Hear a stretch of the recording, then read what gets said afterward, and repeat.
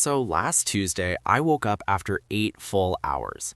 My Apple Watch said excellent sleep, but my neck felt like I wrestled a chair. My shoulder was numb and I had heartburn at 6 a.m. 8 hours. I did everything right? Wrong. Because here's what nobody tells you about sleep. It's not just how long you sleep, it's how you sleep. Your sleeping position quietly rewires your night. It changes your breathing, your digestion, your spine alignment, even what your brain clears while you're out. And most of us pick a position at age 7 and never question it again. I'm a side sleeper. Left side, right arm under the pillow. Been doing it for 30 years. Never thought about it. Until I woke up one day and my arm was gone. Not gone, but fully numb. I tried to check my phone and slapped myself in the face with my own hand, like a zombie. That's when I thought maybe I should Google this. Turns out I'd been compressing a nerve for 30 decades. Cool. So today, here's what we're doing. I'm breaking down the 3 big positions, side, back, and stomach. And then I'll show the arm patterns that secretly cause numbness and shoulder pain. For each one, you'll get 3 things. The hidden advantage nobody mentions, the hidden cost you're probably ignoring, and the one micro fix that makes it safer.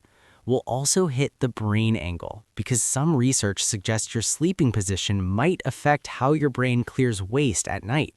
Wild, right?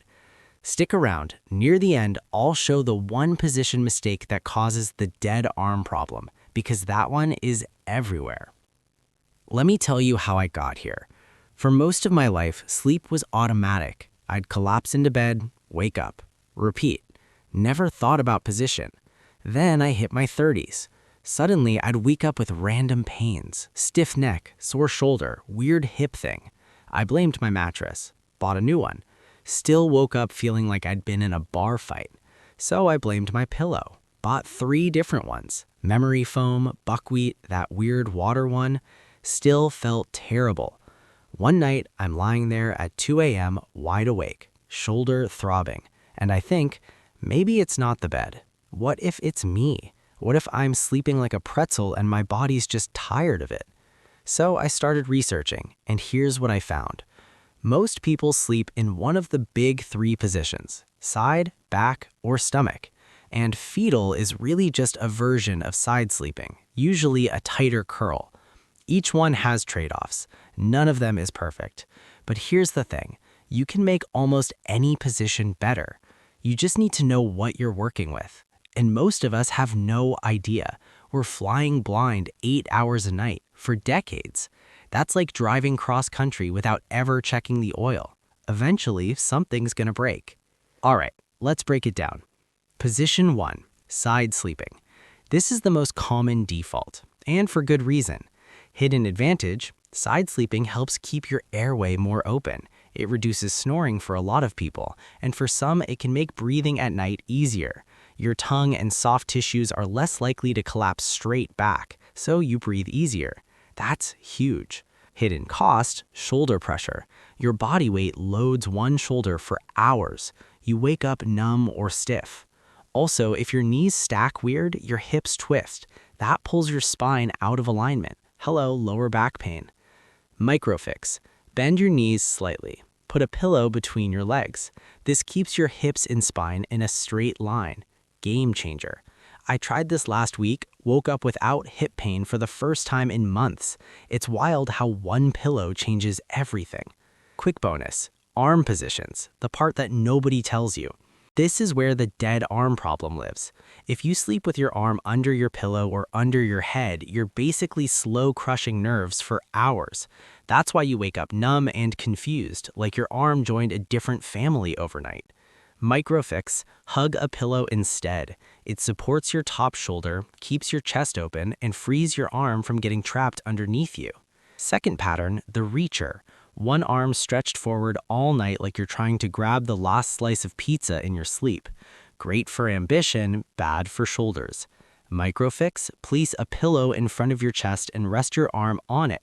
It turns that reach into support instead of torque. Third pattern, the T-Rex arms. Hands curled up near your chest, shoulders creeping up towards your ears. This can load your upper traps and neck. Microfix, lower your hands to mid-torso and keep your pillow height neutral so your neck isn't angled. Left side versus right side. Now here's where it gets specific. If you have acid reflux or GERD, left side sleeping often helps. It's commonly recommended because of how your stomach sits and how gravity behaves. Left side tends to make it harder for acid to creep upward at night. Right side, for some people, it can make reflux worse. But honestly, if left side feels uncomfortable, don't force it. Comfort matters. If you're tossing all night trying to stay left, you're just trading one problem for another. Upgrade stack. Left side plus slight head elevation. Use a wedge pillow or put risers under your bed frame. If reflux is your nemesis, this combo can be a lifesaver. Position 2. Back sleeping. A smaller group sleeps on their back.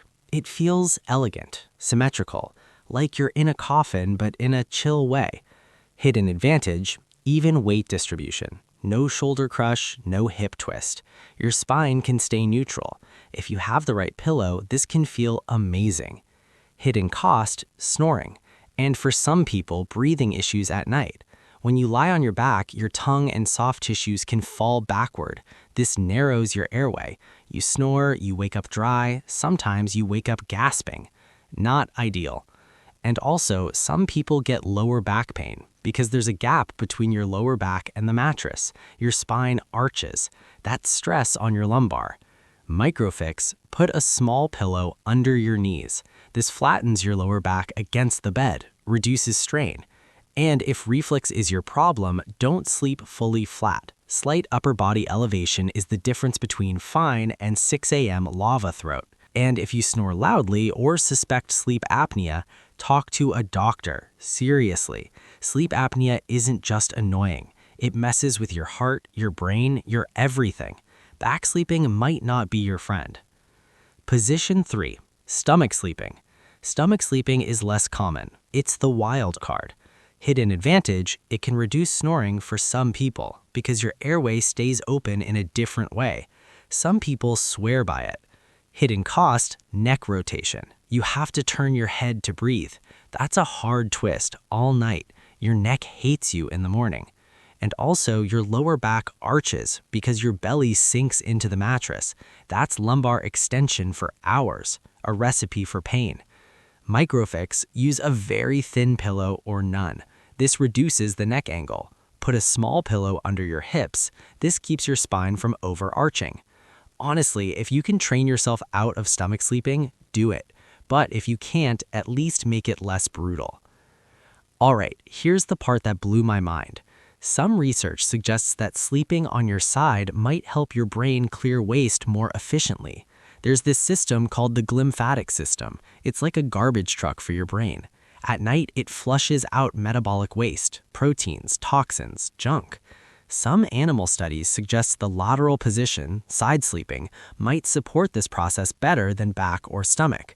Now, before you freak out, this does not mean side sleeping prevents Alzheimer's. It means posture might be one variable among many. The human evidence is still evolving, but it's fascinating. Your brain has a cleaning crew, and how you lie down might help them do their job. All right, here's your challenge. Pick one microfix today, just one. Try it for 7 nights. If you're a side sleeper, pillow between the legs. And if you get numb arms, hug a pillow to free your shoulder and arm. If you're a back sleeper, pillow under the knees. If you're a stomach sleeper, thin pillow and/or pillow under your hips.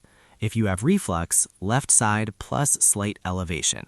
That's it, one tweak, 7 nights. See what happens, track it. Write down how you feel each morning. Neck pain, shoulder pain, hip pain, energy level, heartburn. You'll be shocked how much one small change can shift your whole day. I did this with the leg pillow. Day 3, I realized I wasn't waking up at 4 a.m. anymore. My hips weren't screaming. I wasn't tossing and turning. One pillow. That's all it took. So here's what I've learned. Sleep position isn't about finding the perfect way to lie down. It's about understanding the trade-offs. Every position has a hidden advantage. Every position has a hidden cost. The goal isn't to sleep like a robot. It's to make your natural positions safer. I still sleep on my side. I still wake up sometimes with a weird neck, but now I know why, and I know how to fix it. That's the difference. I'm not at war with my body anymore. I'm just helping it out, one pillow at a time. Remember, you spend a third of your life asleep. That's 25 years if you live to 75. You wouldn't drive a car for 25 years without checking the tire pressure. So why would you sleep for 25 years without checking your position? Small tweaks, big difference. All right, your turn. Drop a comment and tell me, what's your natural sleep position? Left side, right side, back, stomach, starfish, reacher? And what's your biggest sleep complaint? Neck pain, snoring, reflux, numb arm? And if this video helped you, hit subscribe. We do science-backed content in regular person language. No lab coats, no jargon, just useful stuff. Thanks for watching. Sleep well. And remember, it's not how long you sleep, it's how you sleep.